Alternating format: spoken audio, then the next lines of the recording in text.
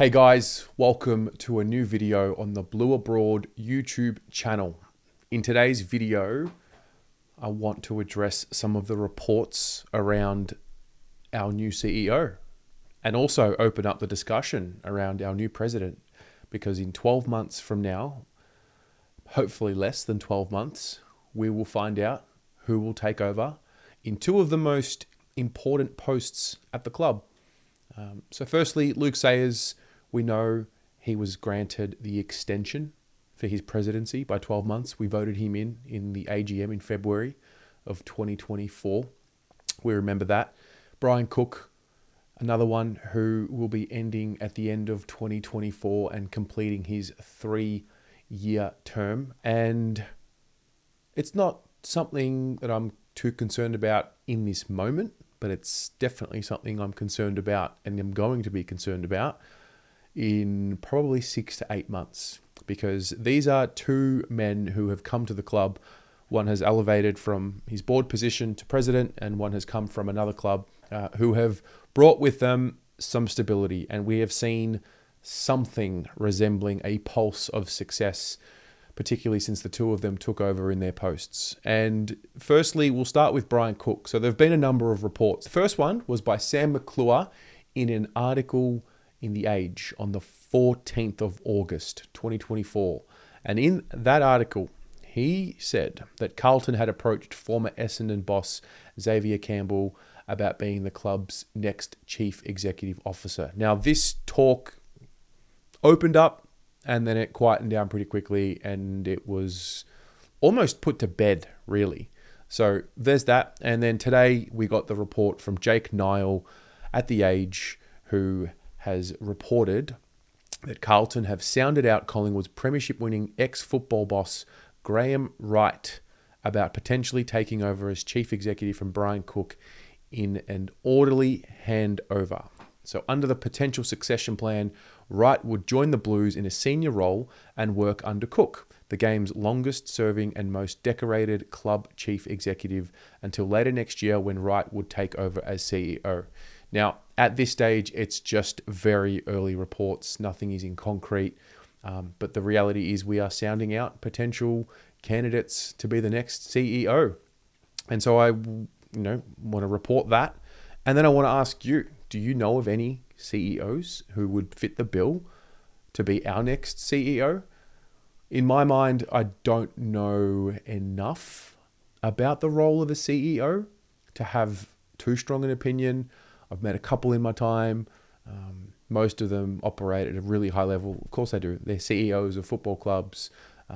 I have always felt that leadership in the modern day should have some sort of a link and an understanding of where the world is. And I understand and respect how much experience matters, and experience in life and business, and particularly football business, but also an understanding of where the world is, particularly when it comes to sporting organizations and, the fact that we live more than ever as a digital enterprise than not. And our fans and our stakeholders and the way we connect with people is more digital than ever. So I've got a view that whoever's in leadership at the club has to have an understanding of how to talk digitally, if that makes sense. It's the same language, it's just done in a different way. And that's because we connect to the football club in a digital way more than ever before. Now, interestingly enough, if we turn to the conversation around the president, Jake Niall left a little bit of a clue here for us at the end of this article. So he said that this masthead cannot confirm which, if any, other candidates have been approached by Carlton as a prospective successor to Cook. He then went on to say, given that Sayers is almost certain to exit the club at the end of 2025, which not almost certain, he is certainly going to be leaving his post, given his term has expired, Wright's appointment at Carlton would need to be fully supported by the club board, not simply the president. And then he goes on to talk about who would potentially take over from Luke Sayers as president. Now, what we know is that whoever takes over from Luke Sayers as president needs to come from the board. I've always felt in my heart of hearts that for whatever reason, that Pat Kinnersley would do it. I don't know why. I've heard a lot of great reports about her from people within the industry. I just have this feeling. It's just a guess.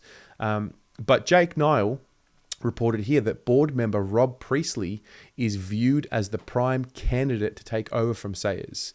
He then mentioned that Vice President Paddy Kinnersley, the founder of Our Watch, also a potential successor to Sayers, has been on the club board since 2012.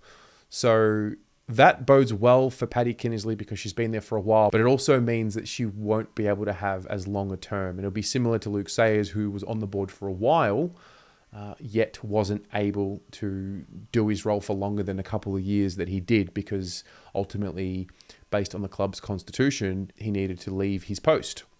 So Rob Priestley. Who's Rob Priestley and when did he get appointed? Well, interestingly enough, you'll watch a video later after this one where I talk about the external review in 2021. Rob Priestley was appointed to the board after the 2021 external review. And basically his strengths that were told to us included leadership, culture, and alignment of stakeholder interests through strong communication and partnership. And evidently this has enabled him to be a key driver in growing and developing businesses and will lead the club's growth in the space, including the Sydney market. So that's what we were told about Rob Priestley when he first was appointed to the board.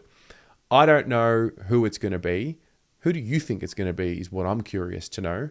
And how do you see this process playing out? Do you have a concern that because we know change at the top level is coming, that it's going to affect the stability of the club? Because in my mind, maybe it's a naive view, but you know that certain leaders are leaving and you know that change is coming. So at what point next year do people beneath these posts listen to who is currently the president and CEO and then who is going to become the president and CEO? And I guess that's why it's so important to have a clean succession plan in place. So I'm sure this won't be the last video you see on this topic.